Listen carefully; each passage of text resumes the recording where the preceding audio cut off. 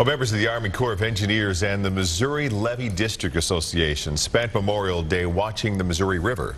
And it is still rising. Jake Peterson joins us live with the latest. Jake.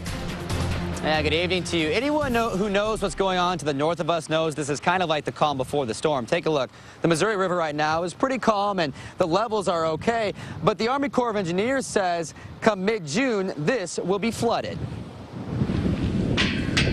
Members of the Missouri District Association are starting to prepare the levees. They're checking for any weak spots that have erosion.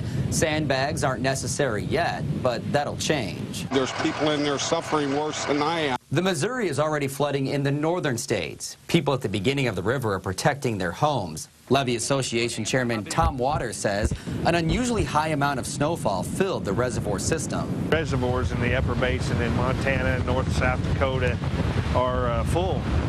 They can't handle any more water.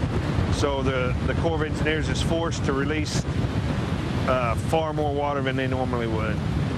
More than twice the amount than they normally would. Fisherman Jerry Johnson is getting some fishing in before it's too late. He's been through this before. I fish the river. That's pretty much what I do with it. When it starts flooding, I stay away. They don't need me up here running up and down the river, you know, stressing the levee system. The water is going to be coming fast. Waters says people along the river should start preparing because it's not if the water rises, it's when.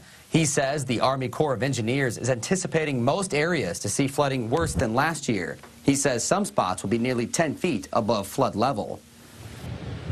And some counties to the north of us have already started that anticipation. There in Atchison County, Kansas, they issued they declared a state of emergency today in anticipation of the rising water. We're live here in Riverside. Jake Peterson, NBC Action News.